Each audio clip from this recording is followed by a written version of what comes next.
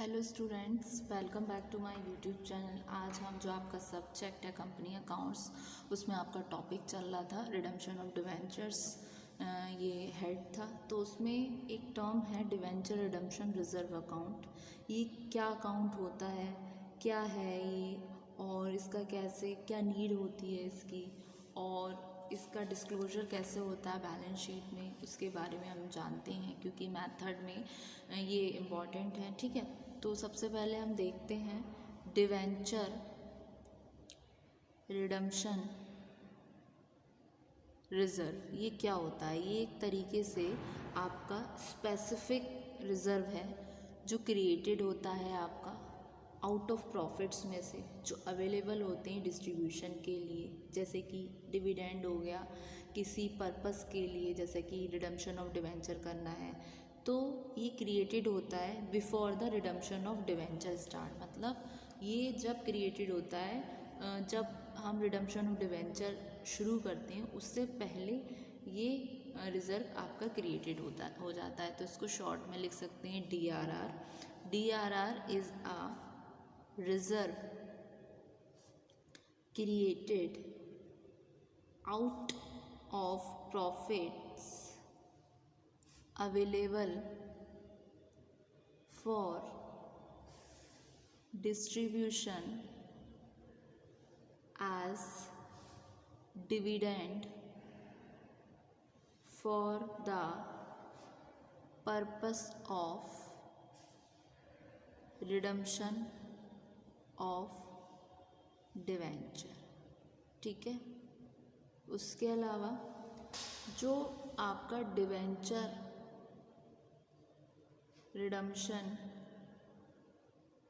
Reserve है, ये created होता है बिफोर द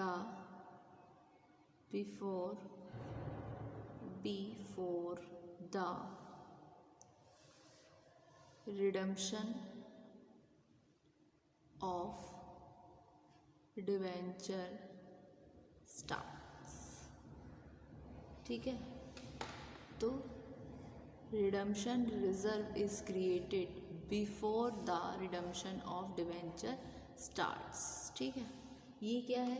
ये एक प्रोसेस है रिडम्पशन करने की, बिगिन करने के लिए, विथ सेटिंग असाइड क्रिएट करने के लिए डिवेंचर रिडम्पशन रिजर्व को out of profits available for distribution as dividend besides the transfer of amount to DRR। Companies Act 2013 requires that company required to create DRR to invest amount in any of the securities specified purpose। ठीक है, तो the process of redemption begin with setting aside creating debenture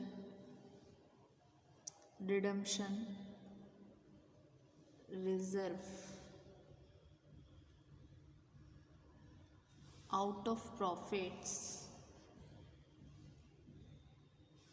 available for distribution as dividend besides the transfer of amount to DRR। The Companies Act 2013 requires that company required to create DRR to invest amount in any of the securities specified specified for the purpose. ठीक है, उसके अलावा इसकी क्या need होती है? Companies act prescribe करता है कि हर कंपनी को इशू करना चाहिए डिवेंचर जो क्रिएट करें आपके डिवेंचर रिडम्पशन रिजर्व को। उसके अलावा out of its profits available होगा डिस्ट्रीब्यूशन के लिए एज डिविडेंड। जो अमाउंट क्रेडिट हो रही है DRR में वो यूटिलाइज नहीं होगी कंपनी के द्वारा। किसके अलावा? Except for redemption of debenture. ठीक है, तो नीड फॉर DRR ये किसके अंडर है? Companies act 2013 section 71 subsection 4 prescribes that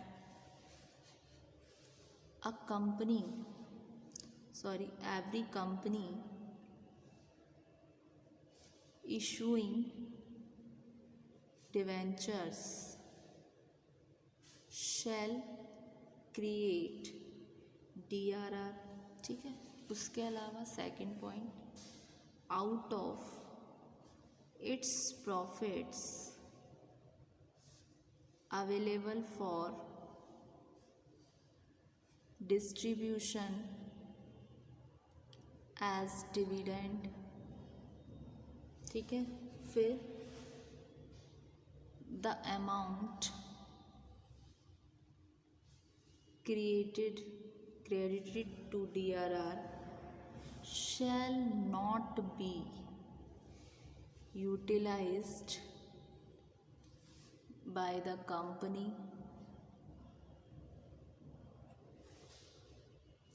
except for redemption of debentures according to a rule 2014 जो है companies share capital and debenture rules, जो ये बोलते हैं कि जो रूल्स प्रिस्क्राइब करते हैं कि कंपनी ट्रांसफ़र कर सकती है at least 25% of nominal value of debenture to DRR। ठीक है, ये मेंशन करती है। तो एक रूल है, rule 18(7)(b of companies act. ये बोलता है कि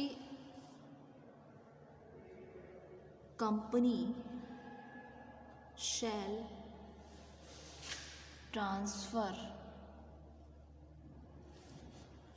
एट लीस्ट 25%। ठीक है ना, 25% of nominal value of the outstanding debentures to DRR। ठीक है, ये हुआ। उसके अलावा क्या होता है स्टूडेंट, आपकी इसकी डिस्क्लोजर कैसे होती है रिडम्पशन रिजर्व अकाउंट की बैलेंस शीट में। ठीक है, तो disclosure of debenture redemption reserve in balance sheet. जो आपका DRR है ये शो होगा आपके इक्विटी एंड लायबिलिटीज़ पार्ट में बैलेंस शीट के अंडर द मैन हेड, एक मैन हेड के अंदर जो कि है आपका शेयर होल्डर फंड, और सब हेड के नाम से रिजर्व एंड सरप्लस। ठीक है, तो debenture redemption reserve is shown in equity and liability part of balance sheet under the main head shareholders fund and subhead reserve and surplus. ठीक है, ये हुआ। अब ये हुआ आपका debenture redemption reserve. Hello students, DRR में हमने एक डिस्कस किया था कि 25% जो नॉमिनल वैल्यू थी आउटस्टैंडिंग डिवेंचर की वो ट्रांसफ़र होती थी। एटलीस्ट 25% कंपनी ट्रांसफ़र करती थी।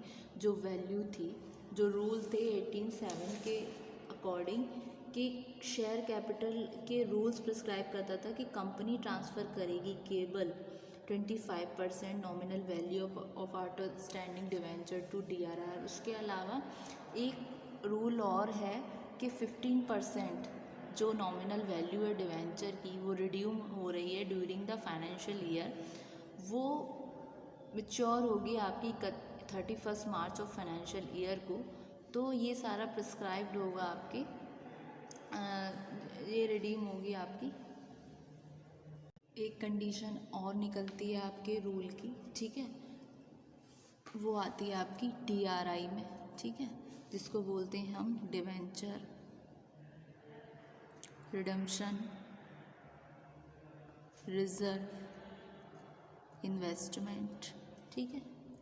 तो another condition of companies act 2013 is prescribed in Rule 18(7)(c) of Companies Rules, ठीक है। ये क्या बोल रहे हैं? 2014 for redemption of debenture which is, क्या बोलते हैं ये, कि the company shall invest an amount at least equal to 15% of nominal value of the debenture that shall be redeemed by the company by 31st March of next year, and the amount should be invested। तो जो amount है ये आपकी invested हो जानी चाहिए या on या फिर पहले 30 अप्रैल से करंट ईयर के, अप्रैल ऑफ करंट ईयर। तो इसका मतलब क्या है, एटलीस्ट जो आपका 15% है नॉमिनल वैल्यू डिवेंचर का वो रिडीम होगा आपके ड्यूरिंग द फाइनेंशियल ईयर, जो निकल कर आता है आपका 1 अप्रैल से 31 मार्च का जो आपका ईयर है फाइनेंशियल ईयर, क्योंकि इन्वेस्टेड किया जाना चाहिए कंपनी के द्वारा any of specified securities before आपके 30 अप्रैल ऑफ करंट ईयर से। इसके अलावा इसको हम ऐसे करके लिख सकते हैं, हाईलाइट करके, द अमाउंट इन्वेस्टेड और deposit should not at any time fall below 15% of the amount of debentures maturing by 31st March of the financial year, ठीक है, क्लियर। तो ये जो टर्म थी आपकी डिवेंचर रिडेम्पशन रिजर्व इन्वेस्टमेंट, उसके अलावा डिवेंचर रिडेम्पशन रिजर्व। तो होप्स स्टूडेंट ये लेक्चर आपको समझ आया होगा, ठीक है। तो ये जो टर्म थी इस इसको हम गो थ्रू करते हैं। एक तो था डिवेंचर रिडम्पशन रिजर्व, क्या होता है, need for DRR disclosure of debenture redemption reserve in balance sheet. उसके अलावा आपका डिवेंचर रिडम्पशन रिजर्व इन्वेस्टमेंट, ये आपकी दो कंडीशंस। ठीक है, होप्स स्टूडेंट आपको ये लेक्चर समझ आया। Thank you.